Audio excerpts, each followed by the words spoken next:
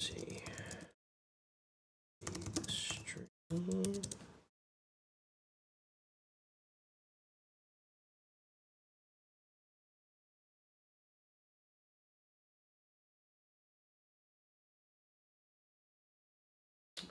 Stream's good. Okay. So I have been sitting here in silence for a solid 2 minutes.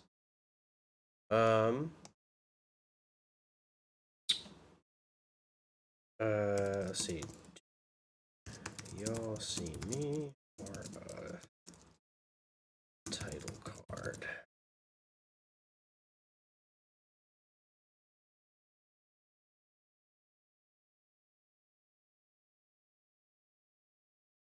Great. I assume you can hear me too. If you can hear me, sound off in the chat. Yeah, so I have no idea how to start streams, but we've been going for a couple of minutes now. And welcome, everyone. I was trying to start with a title card, it didn't work. I'm still very new to stream.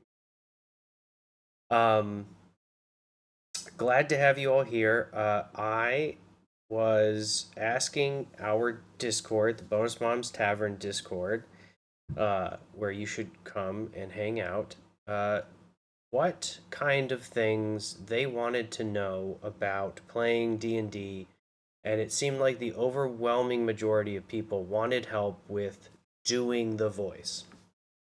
So, I have some pretty good ideas, I think. That's for you to decide, not for me to decide. I have some ideas. I hope that you find them well, and I want to give them to you.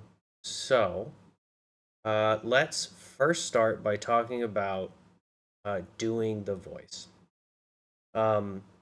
Let's define our terms, right? So, doing the voice. Some of us might not know what that means, but if you've watched an actual play like Critical Role or Dimension 20, you have definitely seen someone doing the voice. It, in the broadest sense, it means to act and respond as your character, whoever you are playing. So if you're playing a half giant character, you might have a deep voice in order to get into that character and to embody that character around your table. Or if you're playing a halfling, you might have a pinched, squeaky voice because you're a little diminutive character who, talks at a higher pitch. Maybe you talk quickly, that sort of thing. That is doing the voice. There's a lot tied up with doing the voice in tabletop. And accents get used often by people who are doing voices because they are real world references that can be easily leaned into. Like if you speak multiple languages, maybe if you grew up code switching, um, stuff like that. You have different accents depending on what group of people you hang around, or different dialects, or you have a little twang in your voice, or you talk very slowly or very quickly, or you leave the ends of words off, or you overpronounce certain sounds. Those are things that we know how to do, that we actively switch between in our daily lives, and we lean on those. Um, a lot of us have heard some real terrible attempts at accents, French accents, British accents, German, Russian, Italian. Those are sort of the Western European old world accents, tend to be among people's favorites. I think it's just because of exposure. Many of us maybe have had um, grandparents that we grew up with or been exposed to who English wasn't their first language, or the English that they speak is a different dialect, they have a different accent. So, doing the voice is acting in character and speaking as your character. Um, Language is really, really complicated, y'all. Terribly, terribly dense thing. And the reason why I think I might be the person to give this talk or this series of talks, as it'll probably turn out, is because I've studied a lot of languages. I'm not a polyglot by any stretch of the imagination, but I'm determined, and I speak a little bit of a bunch of languages because I've taken the time. So let me save you some time, maybe, if you're not interested in doing an entire second language. uh, there's a couple of things that you probably have access to that you didn't realize that you can tap into for your voices, your character voices. And if you can see me and you can see my screen, I have a big list of random stuff up on the screen. This is not in a great order. This is stream of consciousness. I threw this all down on a Word doc just so that I could look at it and not ramble too much. So I'm going to start with what I think might be some of the simplest tools that you can start picking up and practicing with in terms of doing the voice, rather than maybe the most obvious. And eventually we might get into the more obvious stuff, but I think there's a lot of low hanging fruit that people just aren't aware of.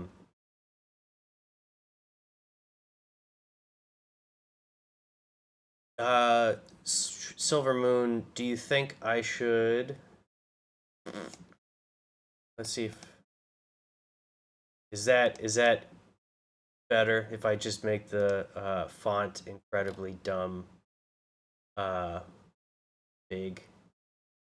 And again, uh, the stuff that's on the screen, yes, it is notes.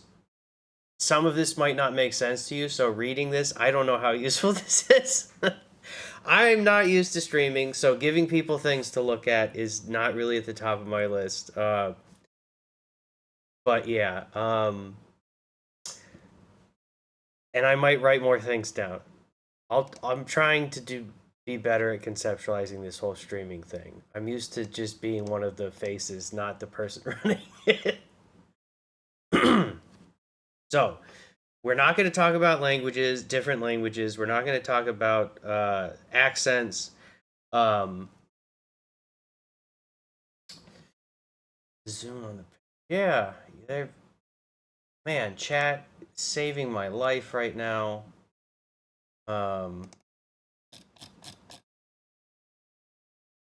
Okay. 200% Zoom, a little bit more reasonable. Thank you, Delport Brecklin. Delport, love you, buddy. I appreciate all the help. This is fantastic. Thanks, guys. So there's a bunch of different ways that, and I'm speaking in American English right now, in as unaccented an American English as I can produce. And there are many different ways that language gets molded and mashed and twisted and clipped and sped up. And those are the building blocks, those are the constituent parts of all accents and dialects in a language. And I want to talk about those itty bitty parts, not the accent themselves, not like, oh, here's how to do a Boston accent. I want to talk about why a Boston accent. And then I want to tell you how you can extract those micro pieces of the language that are different. And instead of doing a whole accent, take a piece and iterate on it and play with it. The first thing I'm going to tell you guys is that you don't even need to change how you speak I want to talk about changing your face. Okay. So this in my opinion might be like the lowest hanging fruit of doing the voice. Take your hands, right? Use your fingers, use anything. You can use a piece of paper. Um, you can use your hands, your fingers, hair clips, chopsticks, pencils, doesn't matter. A physical object to physically manipulate your face. And when you change your face, you will speak differently. It it's impossible not to. Case in point.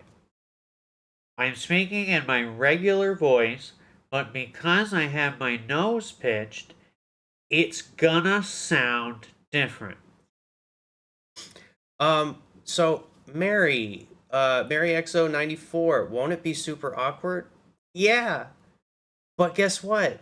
Once people start laughing and having fun, you're not going to feel awkward anymore because you're going to start to feel comfortable. You're going to start to have fun. You're going to start to feel good. And if you're afraid of doing the voice, being silly, hate to break it to you, is part of it. Even when you're doing the voice very, very seriously, you can't take yourself entirely seriously. So we did the nose pinch. Let's do the mouth pull. All right, I'm gonna take my fingers like fish hooks, and I'm just gonna stick them in the corners of my mouth, and I'm gonna stretch it out like I'm the Joker. Okay, so I'm going to speak in my regular voice again, but because I stretched my mouth out, it changes how my voice sounds. Do I look awkward? Yeah, I do. Do I look kind of stupid and silly? Yeah, I do. But I'm doing the voice, and all I'm doing is talking regular with fingers in my mouth. So those are stupid, funny, silly, crazy things that you can do. And if you're playing online and nobody can see you, if you don't have a video feed and it's just over voice chat, the only awkward thing is you feeling awkward.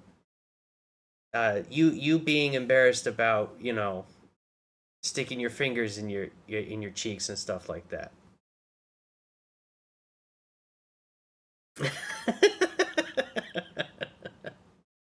um what the reason why the pitch goes up, Delport, is because you are tightening the diaphragm of your mouth. Your mouth is a voice box. It's an echo chamber. In the same way that a trumpet has a cone on the outside that flares out, that cone is designed to amplify the sound by allowing it to reverberate out of the trumpet. So this is your trumpet. Your mouth is your trumpet. By changing the shape and the consistency of the material that's vibrating, which is your cheeks, your skin, your flesh, your palate and your tongue and your teeth. So all the bone in your jaw and your cheeks, the soft, fleshy, skin.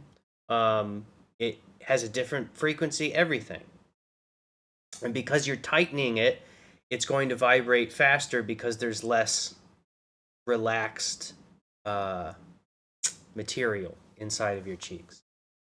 Um, so that's just two examples, but you don't even have to do stuff to like your nose or your mouth. You can literally just like you can just put a hand over your face, just be like, I'm always going to talk like this. I'm not actually obstructing anything, but I'm speaking regularly, and it's going to change how the microphone picks up my voice. Or it'll change, just maybe your character always wears a mask, and by doing this at the table, by talking like this at the table, you're pretending in character that your face is covered. And even if it doesn't change the way that your normal voice sounds, You are doing the voice. You are speaking in character. So that's tip number one. Change your face. All right. If you can't change your voice, change your face. And guess what? Talk normal, and it won't sound normal. All right. So that leads us onto some other low hanging fruit. Uh, Delport sort of hit on it. Changes in pitch, the pitch and the tone of your voice. So let's define those two things. Pitch is the uh, is the highness or lowness of a sound. That's sort of the bass to treble. So high pitch is up there, and low pitch is down there. And middle pitch, or I'm a baritone. For all you chorus kids out there, uh, that's like a normal. This is a male register, essentially, sort of a middle high male register, and uh, uh, for anyone who's like a math or science nerd, I'm probably speaking somewhere in the nature of 150 to 200 hertz, which is the frequency of the pitch. Tone is slightly different than pitch. Tone is the uh, is the quality of a pitch, or maybe clarity of a pitch is a better way to say that. Um, you can look up an official definition. It is probably better than mine, but in my imagination, tone is sort of the clarity of your pitch. If it's muddy or if it's tight, like if it's woo versus like wah, like noise is by definition a broad spectrum of pitch, and a tighter single note, like a musical note, is a much narrower pitch. There's a third thing that we can talk about called timbre. I guess I'll write that down. Timbre, pronounced timbre. Um, Timbre is the quality of a sound. It's kind of hard to distinguish from tone. Um, Anyone with musical training, you might have heard these words before. But tone and timbre are very similar. Timbre is the quality of your tone. It's like adverbs and adjectives. Let's not get into the weeds. So yeah, back to my previous example. You're a half giant. You're playing a half giant who always covers their face with a mask. And so you're going to lower your pitch and you're going to put your hand up in front of your face when you talk. And you're going to sound like this. You're going to drop your voice. And now I'm a half giant. And you can talk completely normally, but all you're doing is lowering your palate. You're dropping the inside of your jaw in the very back, and you're making big, wide motions with your mouth. And that's going to give you that lower sound. And if you want a higher sound, you want to tighten up the size of your neck, that back of the jaw right there. See how when I tighten it, when I flex my face, you can see the muscles going tight down from the cheeks, down the neck. That's the area in the glottis, the sort of beginning of your throat. When you flex these muscles across your face and neck, you're also tightening the inside of your your mouth box. So it's going to be a higher pitch because you're stretching everything to its limits. Uh, so that is how you can use pitch. And again, back to square one. If you don't have, if it takes a lot of practice, because these are all muscles, right? And you have to work them out, and you gotta exercise them. You have to familiarize yourself with how your muscles feel and how they feel tight and tense versus loose. You know, how to activate all the different ones on your face. We don't all have that kind of coordination. And I don't necessarily practice like face flexing in the mirror or anything. But over the course of learning a lot of different kinds of languages, there are sounds in other languages that are not in American English, and you have to produce them with a different set of muscles than your English sounds. And so I have a little more practice at that. And if you can't do this, just will, then you should just pinch your nose or stick some fingers in your mouth. Okay, let's talk about speed. The speed of your speech can change. You can talk faster or slower, uh, but it doesn't have to be constant either. And in fact, we naturally do this in our natural speech. And when we start talking faster in our natural speech, it's usually because we have a heightened emotion or anxiety or something's going on or we need to tell you something. It's important. We're stressed. There's emotion.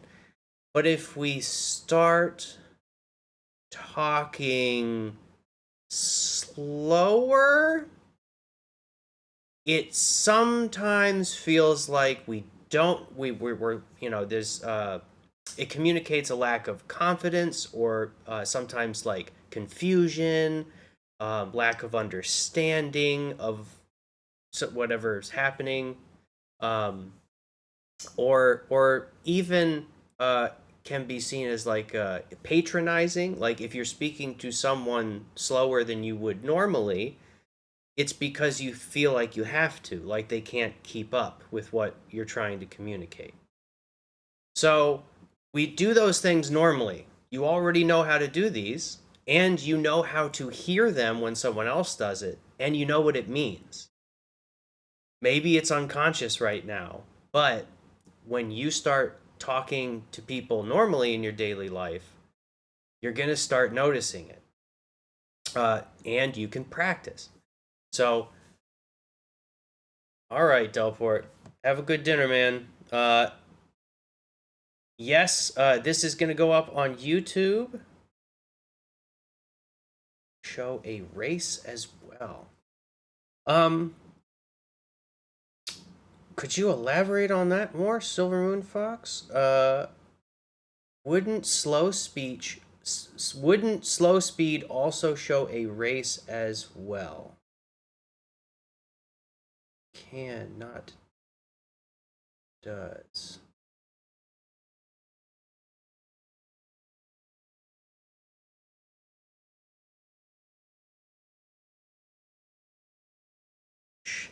Um, I'm not. I think what you're trying to say, or at least I think if I'm understanding you right, is slow speed also show a race as well. Um, okay. Okay. For example, a native Spanish speaker tends to speak English much more quickly than a native English speaker. Giant would be slow speed. Okay, so that's right. Um, simple answer, yes. But I'm going to tell you why you think that. You think that high means fast and low means slow because we intuitively combine those things in our mind. A lot of things that are slower are lower, like a slower frequency makes a lower pitch. Like those are innately congruous. Um, and okay, so I want to handle this answer delicately. Um, not because it's a weird question or anything, um, but because I want to be able to give you a clean answer. um, so with reference to native speakers and non-native speakers, right? A native Spanish speaker, like Delport says, a native Spanish speaker tends to speak English much more quickly than a native English speaker. Um, that there's a few reasons for that, and it has to do with linguistic inheritance and how you pick up and acquire languages, and the different qualities of those languages to be spoken quickly. Like some languages can be spoken more quickly by more people than other languages because of the sounds in those languages, the way that words run together in sentences can sometimes mean that you uh, are saying things slower or faster because of them. Like you, uh, I'll, I'm gonna get into some of these more advanced topics, but if a giant has a lower voice, which is what most people would expect, right? You might also think that they speak more slowly. I want to ask you why. And I'm going to think out loud, okay? But in the comments, let me know. Thanks, Delport. See you around, bud. So, if a giant speaks more slowly, do you think it's actually because that giant cannot speak the common tongue as quickly as a human just because they're bigger? Well, but this is a fantasy world. Yeah, they're bigger, but like an elephant, if an elephant had our mouth, it could speak English. It would just be pitched way lower. It could probably speak English at the same speed as us if it had the right kind of tongue. Um, but the uh, the lower the pitch, the slow, we associate those two concepts together, um, because of how our hearing works. We all know about the Doppler effect, right? When an ambulance is coming at you, the pitch goes, it goes,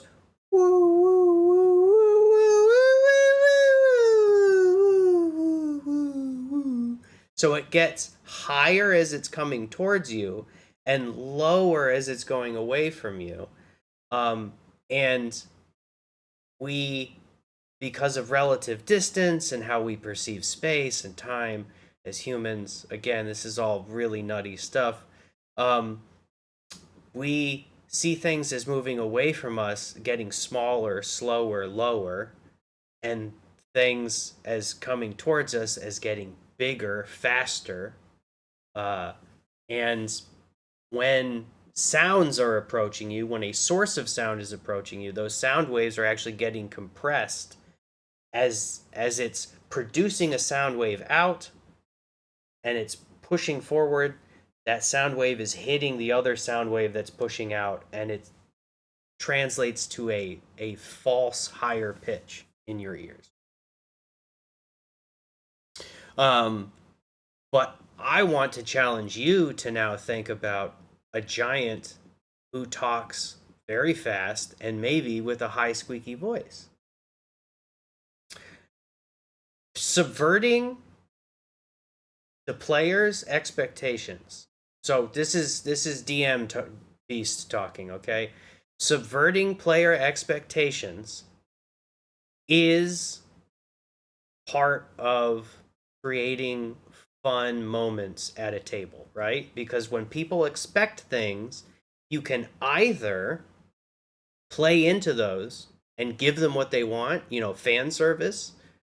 If people are like, we're going to get in there and something crazy is going to happen and I'm going to go all out and it's going to be great. You want to fulfill that for them. You want to give them that moment. Um, and then, so as a player, if you show up if I showed up session one as a player and I was like, oh yeah, I'm playing Orgror the Destroyer, half giant, barbarian or whatever. Um, Everyone is going to expect the first thing out of his mouth to be like, death, gloom, rage. But if I come at them with like, like some sort of like squeaky mobster type, like, I'm gonna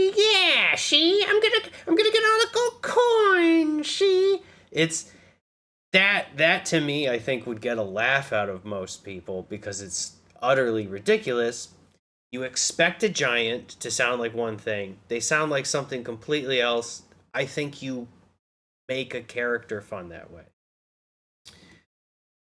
So we talked about speed, fast, slow. We talked about pitch, tone, and timbre. We talked about changing your face.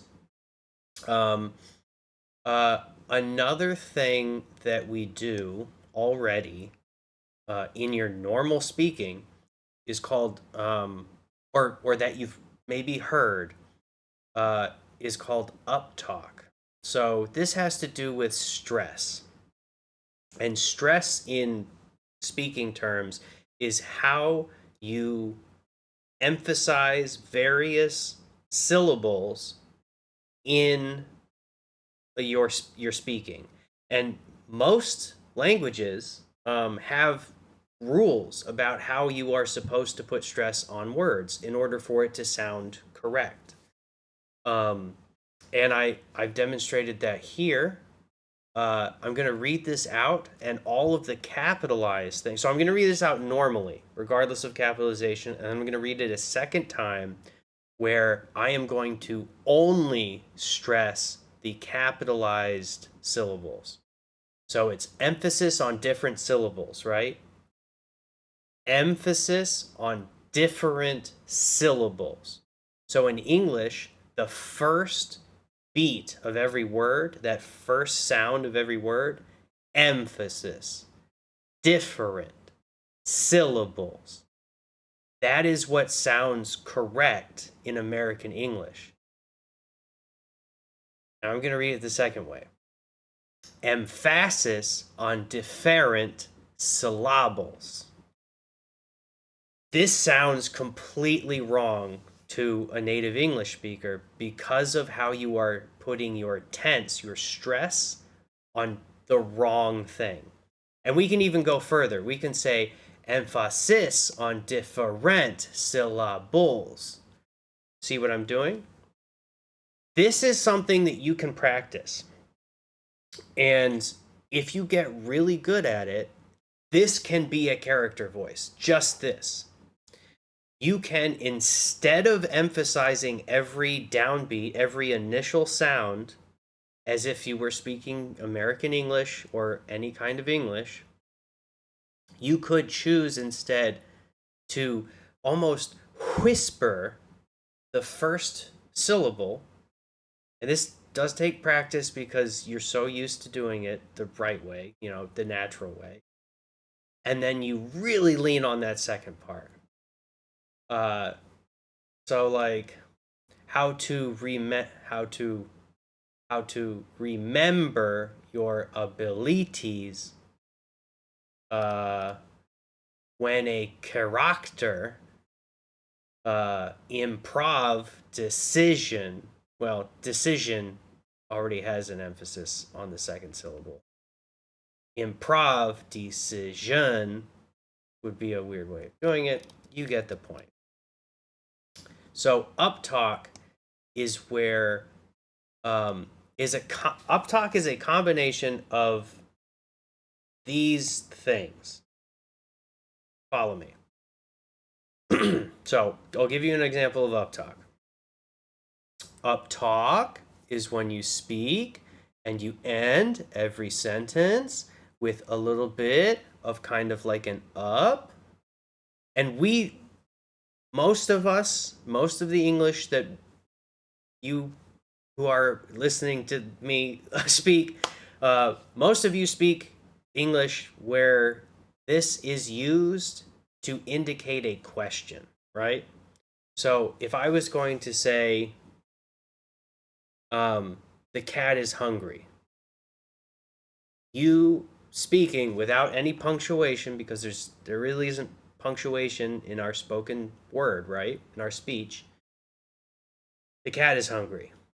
Most of you would be like, okay, Thank you for telling me. You've just communicated a fact, right? That's a statement of fact. If I say the cat is hungry, hungry, now you feel like what I'm asking is for clarification. It's like, can you tell me if the cat is hungry? It's a question. I'm asking you, do you know if the cat is hungry? Now, so I created an NPC called Jort that I ran for one of my campaigns, and he up talks on every sentence except questions, which he says completely flat, and it it creates hilarious situations because we're constantly fighting against our own like brain programming on how we're interpreting language. So if you again subverting expectations, do the opposite or do something unexpected, it creates funny fun moments, and that to me this is all the essence of doing the voice. So a lot of sort of Southern Californians have this type of dialect, or I should say, this kind of dialect where you speak up almost like you're asking a question. That's like more of a West Coast thing typically um, in the United States. So if you're looking for examples of how to copy that kind of a speech pattern, you might have to look at some show or something set in LA, or SNL had a series of sketches called The Californians that weren't very good, but everyone talks in an extremely over exaggerated uptalk. And they also do something called medializing their vowels. Getting into some chunky stuff here, folks. Um, uh, Basically, when a Californian like says everything as like like every vowel is the same. I want to brush my teeth, and I want like that is called medializing. That vowel that they're producing is called a schwa or a schwa. A schwa, which is schwa. That's the aw. That's the sound of the vowel. And when all of your vowels stop being as distinct as they can and they tend to cluster towards the same sound, we call that medializing. It's middling. You're middling all your vowels. Okay, so a lot of low hanging fruit. I'm glad we got that covered. Looks like I've been streaming about 40 minutes. Just checking in on folks. If everyone's having a good time, and if there are any crazy questions, I'm gonna start to get into some maybe slightly more complicated stuff. And this is the stuff where I think I might be able to cover some of it um, tonight. I'll probably stream for another 45 minutes or so. Um, Maybe more if I'm feeling frisky. But some of these might be entire like 2 hour breakdowns. So I plan to stream more of this kind of thing. All right, let's let's skip the fancy stuff. Let's talk about some other things that you already know that might be tools that you haven't realized are tools. So your vocabulary, your collection of words, all the words that you know, the words that you say often, the super fancy way to say this, by the way, is called a lexicon.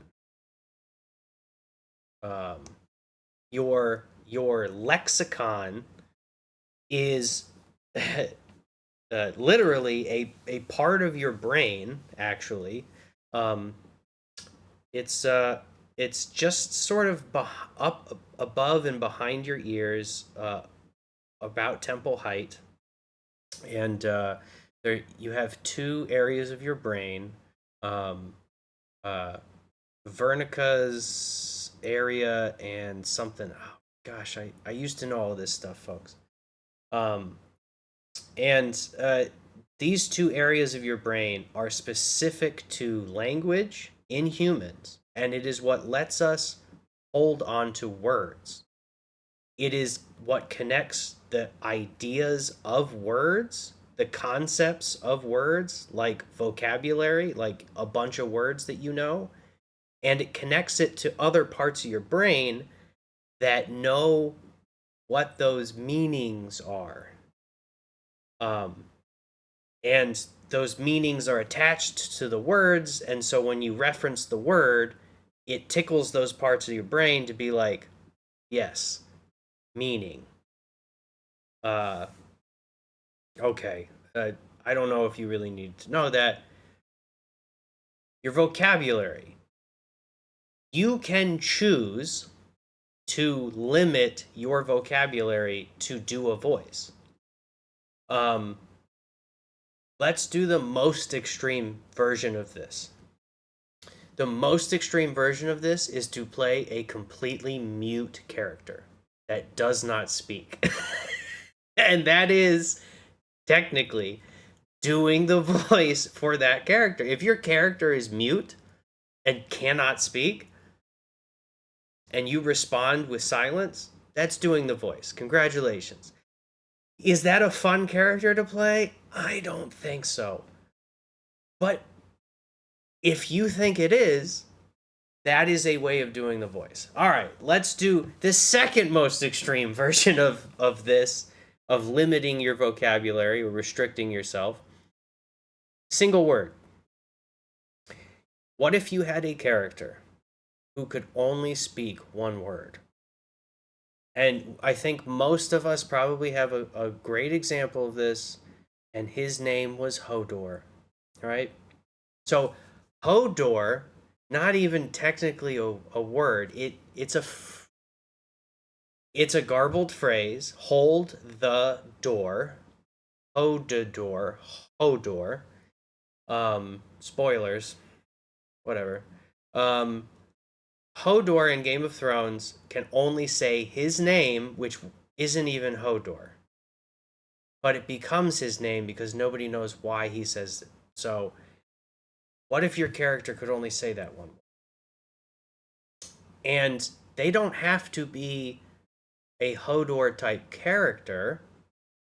For instance, or to delve into that, they don't have to be mentally deficient, obstructed, or impaired in any way to only speak a single word. They could be an eloquent, extremely educated person. Pokemon is a great example of that too, right? Pika, Pikachu, Pika, Pika. Like one word, but you just communicated. And oh man, this is getting hefty. But here, you need to understand some philosophy of language. I think you should understand some philosophy of language in order to begin constructing your voice for your character. Because language, why do we speak? We're going way off. But why do we talk to each other? We communicate. Communication is between two things. Language does not exist in one person's head. Language is an agreement between two people. And if you're playing Dungeons and Dragons, you're probably speaking the common tongue. And it's called the common tongue because a bunch of people got together at some point in your world's history and decided to all try to speak, or they all agreed that this word meant that and that word meant this, and forevermore those are the sounds that we say for that word, and that is the common language. A language is a set of agreements of sounds attached to meanings between a minimum of two individuals. So, Philosophy 101, we are talking because we are trying to deliver information. And you can get into the weeds a lot about motives for, effective honesty, truth, or was it unreliable narration, stuff like that, misremembering, false information, stuff like that. But when you are trying to figure out the voice of your character, asking yourself why they speak or and what they're trying to communicate, you might help you narrow down, or it might send you in spiraling into an existential crisis. My bad. So, if you have one word, if you can only speak one word, do you even have friends? Do you have family? How do you communicate with them? Do they understand what you mean and other people don't? Uh, do you only know one word because you magically can't say anything else? You have some sort of binding, supernatural reason? Or is it because, like Hodor, you've been somehow uh, afflicted, traumatized into a lack of being able to repeat other words? Which, if Hodor were a real person, he would have something called aphasia, which is essentially during this many seizures he experienced from being possessed by Bran, future and past. It scrambled his brain's ability to access his vocabulary, which is why he can only say Hodor. Again, sorry for the spoilers. Um, so let's throw that in the complete opposite direction. What if you decide to play a character who is incredibly fancy and only uses what we like to call $5 words? Uh, oh, hey, look at that. What's up? We got Pixel in the house. What's up, dude? Completely lost my train of thought. Thanks, Pixel. Uh, I was just talking about fancy pants. Fancy pants. Oh, and Pixel is the perfect person. Ah, um, so, Pixel loves $5 words, and in fact, he even loves $10 words, $12 words, $13 words, and $42 words. Um, and he is very fond of running characters who I would describe as foppish.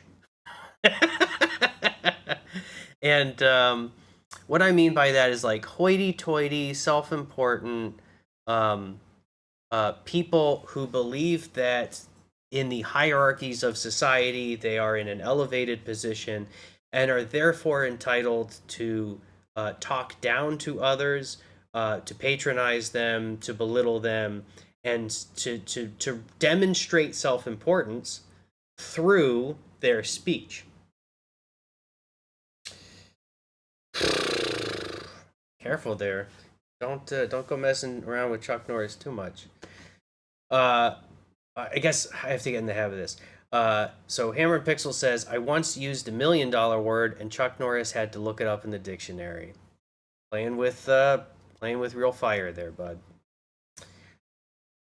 Oh, you know what? Here's another great tip for doing the voice. Friggin' drink water.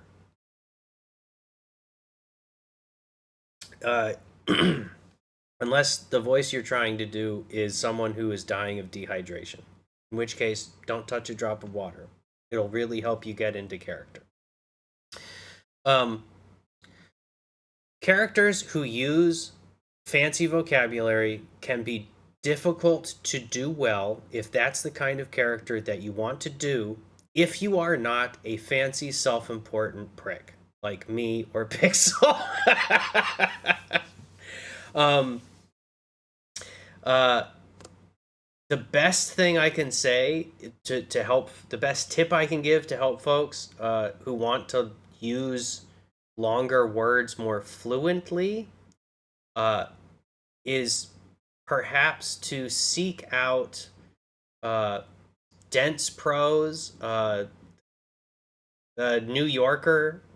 I don't pay any money, but like New Yorker articles, um, uh, are a good place to start. They use a lot of $5 words, um, and just repeating those over and over to yourself, using them in a sentence.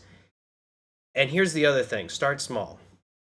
Okay, I think we've all gotten into a situation where we dove in head first and realized we maybe should have narrowed our expectations a bit. So let me narrow your expectations ahead of time by saying pick like two or three words that are long or complicated that you think you can work into several sentences. Master those. Come up with two or three sentences for each of them, depending on the word, if they're that useful. Practice those sentences, and then start picking up more words. Another great way to do this: use antiquated language. Use words that we don't use anymore because they tend to sound fancy, like old like fantasy British like Shakespearean speech, right? Oh, Hammered Pixel, yeah. Google an AP English vocab list and try to learn those words. And he's an English major, folks. You can take his word for that. Gosh, he knows a lot of fancy words. So, um, let's talk about.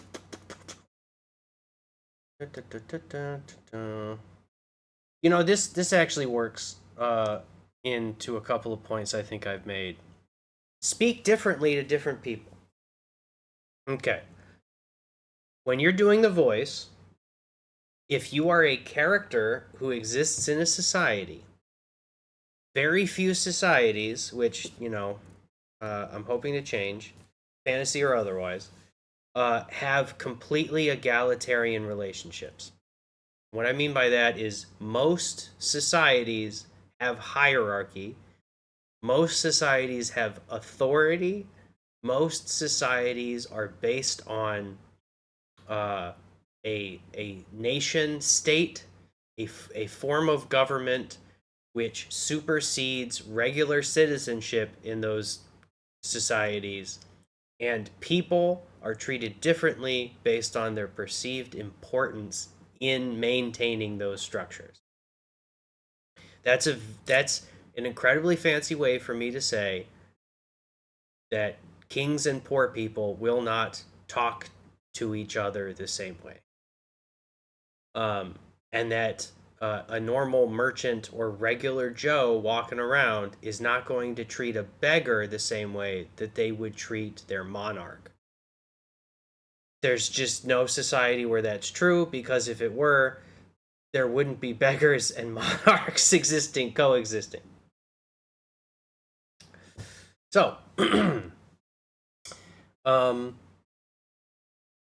if you can recognize a fun way for your character to change how they speak based on who they're speaking to in relation to who they're speaking, um, you can find fun voice opportunities that help define your character. For instance, uh, uh,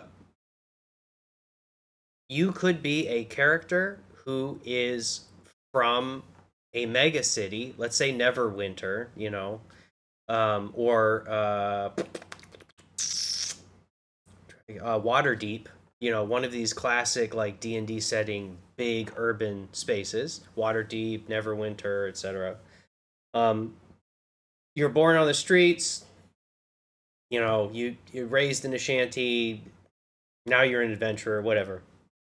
Uh, you're not used to being in nature or something, and maybe you look down on country folk because you grew up in a big city. And so every time you talk to like a farmer, your party comes upon a random farmer on the edge of their property, like, digging hay with a pitchfork, and you ask them for directions to the spooky ruined wizard's tower that you're trying to get to. Maybe your character treats that person differently and speaks to them differently than they did to everyone else back in the city when in the previous session, because of your character's relationship in that world to other people in that world, and how they evaluate those people's uh, place in society relative to theirs. And again, we already do this, right? If you get pulled over uh, by, like a state trooper on the highway, you're probably going to be very polite, or you're going to be incredibly rude, or probably very anxious. And all of those things cause you to interact with that person differently than a normal conversation, because you see them as being extra civilian, right? Or in a higher position of authority in society than you. All right, I think I beat that. Death. Uh, and this kind of goes with this point to attitude. Um, what emotions are you infusing your speech with? Or what emotions are you attempting to communicate or suppress in your communication? Communication is information. Some of it is factual, some of it is emotional. Um, and our emotions help communicate to other people our internal states. If we are happy, we try to talk a little bit faster, and our eyes light up, and we start to get short of breath because we're just so excited. We're not breathing properly because we're trying to talk too fast. Happy. Your attitude is different because of the topic or the situation. You're going to speak differently. Now ask yourself, you, a real person, why is my character's attitude different? Or should my character's attitude be different? How? And then just let it flow. Okay? And as I've done with all of these, I want to encourage you to subvert your own expectations. Decide what normal is. Okay? This is your homework. You need to decide what normal is, what a normal attitude is. And then think of what feels wrong or weird and try to do that. Let's see if I can think of a for instance. Um, uh, if someone expects you to be mad, and instead, like, say something terrible happens to your character gets robbed of all of their magic items. Most of your party might expect your character to be incredibly sad or frustrated or upset or mad. And if you instead choose to speak in a way that isn't like a negative emotional state, but maybe from a positive emotional state, it's going to throw them for a loop, but it's going to tell them something about your character. And don't just do this for no reason. This has to do with level setting your character's wants. What does my character want? If I know what they want, I can understand how they would react. My character wants a cookie and somebody gives her a cake, she's not going to be happy. Or I could decide, actually, she'd be happy with a cake. So, expressing happiness in that instance when you get something that isn't what she wants. You're communicating to the other characters. Maybe they just wanted sugar. Maybe they just have low blood sugar. Maybe they love cake just as much as cookies. Or maybe they are pretending to be happy. If you put it about a bit, if you're like, "Oh, wow, thanks. I love it." I did a few things there. I changed my face. I changed my tone. I changed my pitch, and I fluctuated the speed of my speech. All of those things combined communicated, uh, I hope in a very obvious way, that I was suppressing my actual inner turmoil, my inner emotional state, and attempting to force myself to outwardly portray a different one, but I'm doing it badly, which should mean to you that I actually really care about two things. I really still care about the thing that I told you I care about, that isn't. I wanted cookies, you gave me cake. And two, I care about not disappointing you for giving it to me. I'm trying to protect your feelings. Language is complicated, folks. And when you start to really dig into it, it will feel completely untenable. Like you'll never be able to hold this in your head or your hand, right? You'll never be able to improv. You'll never be able to do this crazy stuff. Um, what I'm trying to tell you is that you can attack this thing from a million different ways in tiny little bites. You can inject a single fancy word. You can slow down your speech by 5% and it will still sound slightly different than your normal pace of speaking, and people will notice. And it's not that hard. Okay, I've been going about an hour. I think I hit a lot of the big stuff. Oh, this is a great one. Let me take a sip of water.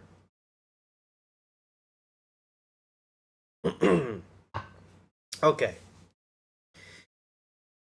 Everybody knows how to do this. And this is a great way to do a voice for a character without having to change how you speak. Your character can be obsessed with a topic or a specific thing, and those things can will lead you into uh, every single conversation, regardless of what it's about. I guarantee it. If you're creative enough, you can inject it into every conversation. Let's just start with food. All right. We have a lot. You have a lot more to draw on with food than you think, because you probably have eaten almost every day of your life. You're very experienced with food as a person. Congratulations. So pick a food. Apples. My character is apples. Okay? That's the voice. The voice is apples. Anytime someone says anything to my character, and folks who are watching, if you're still watching, folks in chat, go ahead and ask me questions that I can respond to, and I will attempt to respond to them using some of these topics and trying to like make it about these things. To give you some examples, but like, so go ahead, do that. Think fast, type fast. Um, You there! What are you doing with that goat? Well, I saw the goat, and I thought there must be an apple tree nearby, because goats love apples, and I love apples, and I saw the goat and got distracted. It's my goat now. It's the rule of apples. Thank you, Pixel. What are you doing with that goat? Uh, Occupation. Let's say I'm a fisherman. My character is a fisher person, and their occupation, their day to day way of surviving, is by fishing fish. And they see a goat. You there? What are you doing with that goat? Well, I thought I smelled a briny little ticket over here, and well, I am surprised to say I stumbled upon this fishy little goat here. Why this scaly little thing is just a wick waggling all around, and well, I just figured the only way that you could make splashes like that is if you had a fishtail. Like, I'm literally just mumbling, and all I'm doing is thinking of how I can constantly make reference to the fact that fish are an important part of my character's life.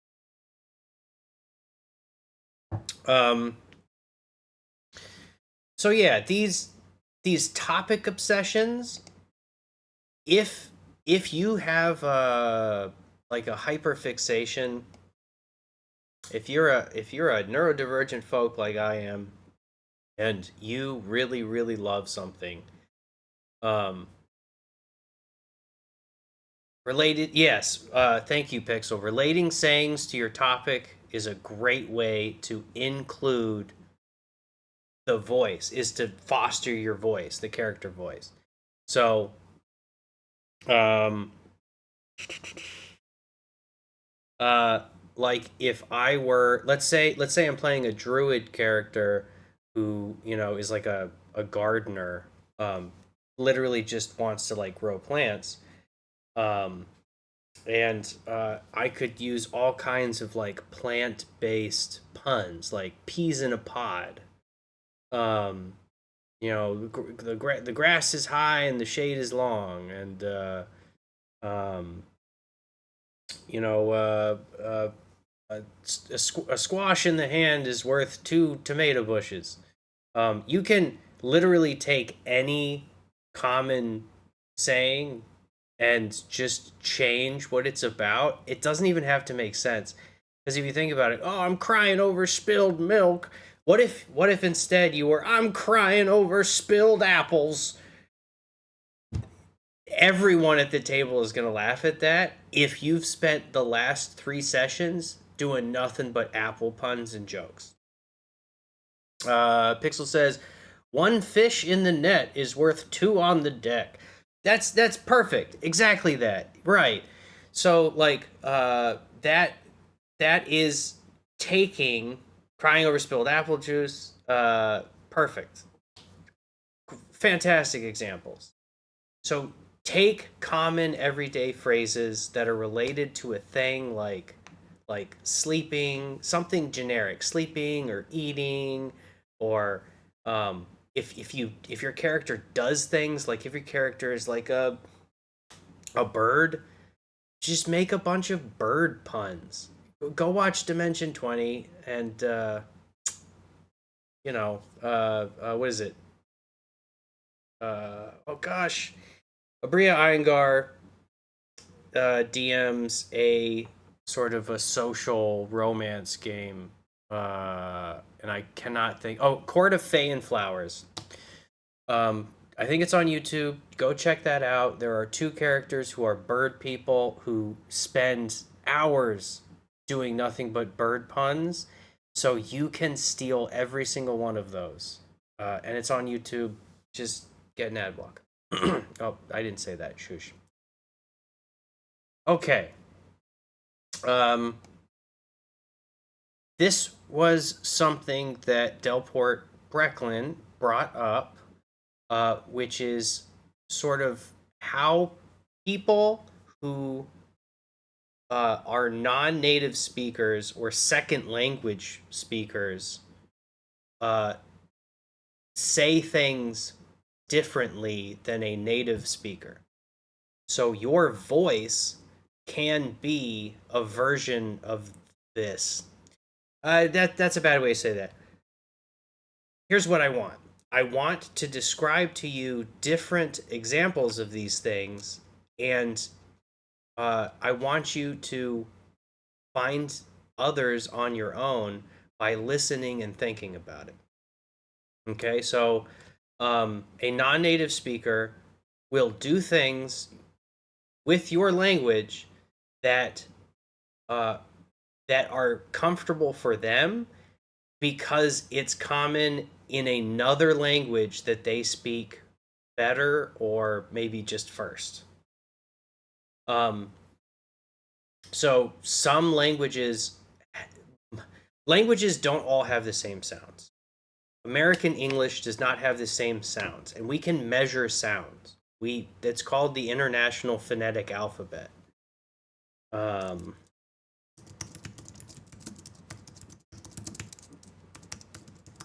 so IPA, International Phonetic Alphabet. All right. This is a system that I learned and I use constantly, which maps the languages of humanity using the sounds of humanity with modifying qualifiers. By that I mean like little extra dots and dashes and things that will change slight parts of how that sound is made. Um, this chart, the International Phonetic Alphabet, the IPA, is not going to be something that you can stare at and use. But I'm going to show you let's see, IPA vowel chart. English?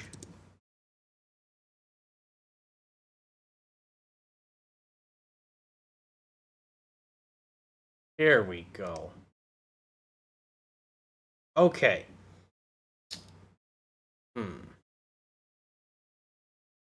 See if I can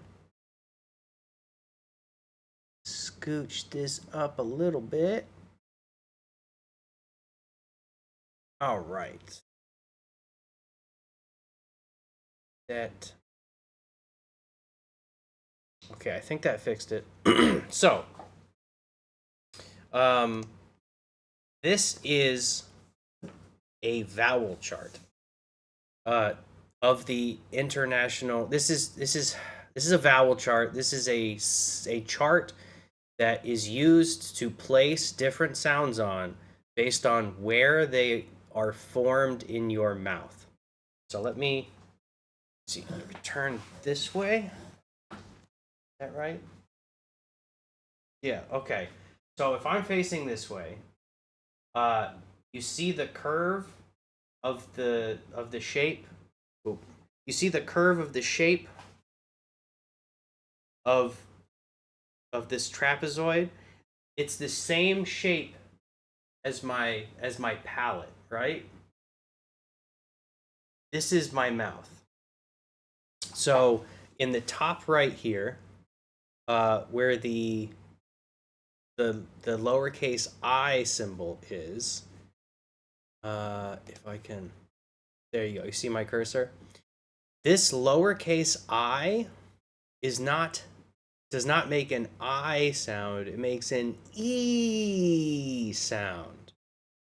And this is why International Phonetic Alphabet is not going to be immediately useful to anyone who doesn't take a little bit of time to figure it out, because these letters are not American English letters. These are symbols which denote very specific sounds internationally. So this is the E sound.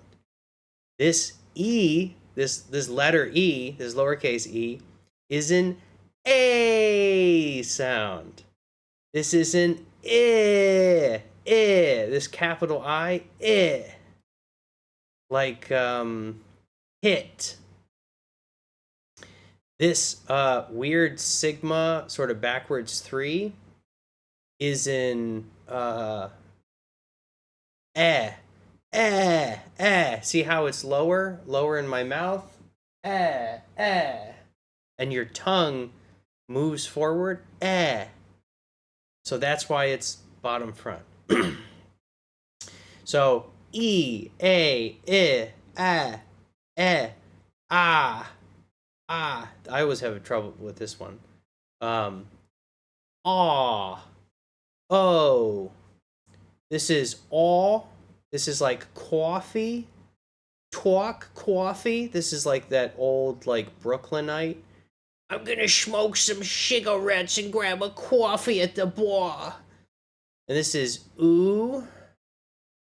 Also, a lot of different American English accents will say the words caught, caught, and quat differently. So, like cot, as in like COT, like a cot, like a sleeping furniture thing, a cot, versus caught, which is or caught, which is like to catch something, the past tense. This is a I think this is the schwa. So this is schwa. This is that Californian vowel, schwa. And this is a schwa, schwa. So this is schwa and that's schwa. A little upside down caret. So why am I showing you this? Because if you make a chart, you can practice these things. Let's say Google Drawings.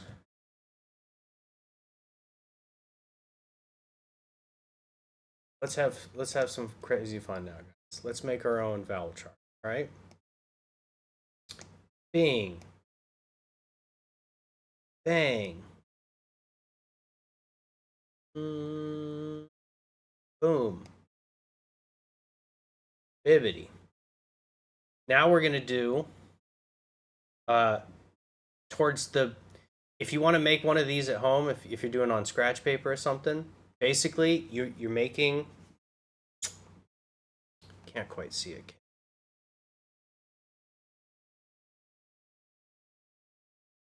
Let me just let me just pull it up. See the bottom of this. Oh my god. All right, there you go. You can see the bottom of this thing now. And for ease of looking, let's make this junk thick. Yeah, you like that? All right. So if you're making one of these at home, you're going to make this right angle, right side L to start. That's the easiest way to do it. Then you're going to make a line going out sort of a bit, not quite 45 degrees, not like complete split to half. In fact, I think I might have even made mine just a little bit too long. I just did. Now I'm getting into. Right. It's sort of lopsided. It looks like a little Jawa cruiser sand crawler thing. Then you're going to make a line. You're going to start in the middle of the bottom. You're going to go down here to the middle of the bottom, and you're going to draw it up to the middle of the top line. So middle to middle, and it's going to get this slightly less slanty line in the middle. All right. And then the last line you need to make is just, again, you want to go to about the middle here, about halfway on the straight one, and just go straight across like that. Now you have a beautiful slanty grid. So this is your chin down here. I don't know if you can really see my cursor. Well, this is bottom left corner is my chin. Top left corner is right under my nose, like above my teeth, right inside my nose.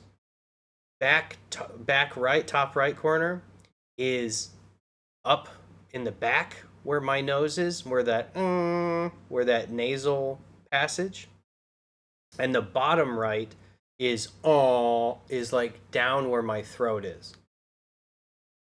And when you look at one of these charts, you can kind of think, oh, I'm I can have one vowel in each place.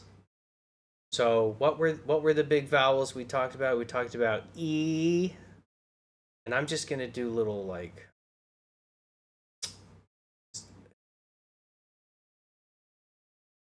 something.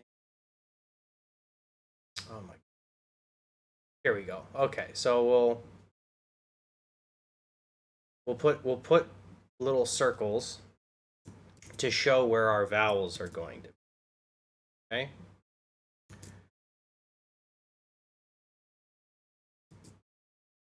And most languages you can get away with just about 4 or 5 vowels. Some of them you can get away with about 3, but they'll sound a little stinted. All right, so let's do this nice little like domino 5 checker pattern. You got one in the middle, you got one in the top right, top left, sort of middle of the bottom left, and bottom right. So here's the exercise. No symbols, you're not reading anything. You are going to move your tongue to one of the blue dots, and you are going to you're going to breathe out and you're going to vibrate your vocal cords, because fun fact, every single vowel vibrates your vocal cords. You cannot whisper vowels. You cannot go. I mean, you can, but that's not an English vowel. That's just a sigh. So we're gonna do the middle first. Tongue is relaxed, mouth is open. I'm not twisting it. I'm not stressing my cheeks or anything. I'm just producing a sound. Ha ha ha ha ha ha ha ha. That is my middle vowel. Not moving my tongue. Now I'm going to take my tongue and I'm going to move it all the way to the back top right. Okay, so the back up and back into my mouth. So,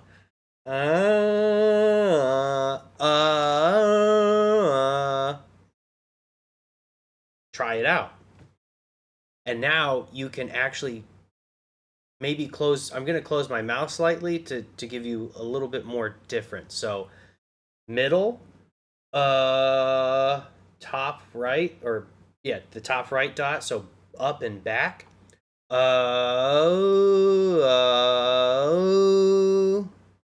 ooh, ooh, ooh, ooh, ooh, ooh, ooh, ooh. You get ooh when you go up and back.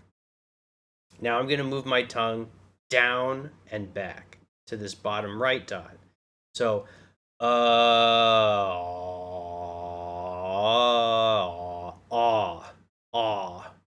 this is that caw, like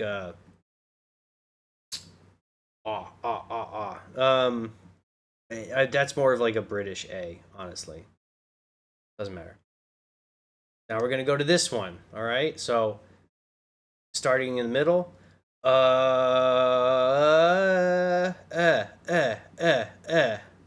Eh. So eh, ooh, aw. And then we're gonna go to this one up here from the middle.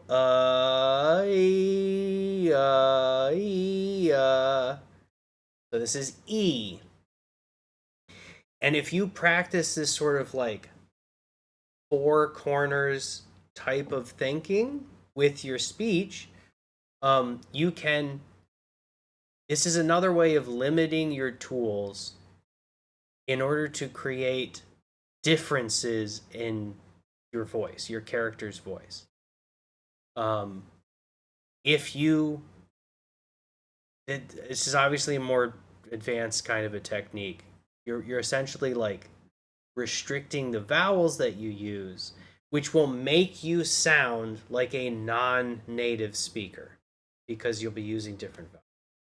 I hope that makes sense. It's a little bit more of a advanced kind of a thing. So we went over the IPA vowel chart. That's what that was.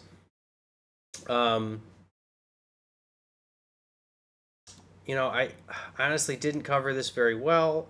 I have a lot of really complicated ideas on this, so I think I might make that a separate stream. The very first thing we talked about was changing your face, so we can pinch our nose and talk like normal, or we can just put a little finger in our mouth. See, and even if we're talking the same, we're talking normal. It's just because my mouth is weird that my voice has changed. And you don't have to. It doesn't take a lot to do those two things. Um, and going back to even my laziest example, just put a hand up over your face. If you talk like this, people are going to notice. People are going to say what's up because you're not talking normal. And that is doing the voice. Talking normal is not doing the voice. Talking different than normal is doing the voice.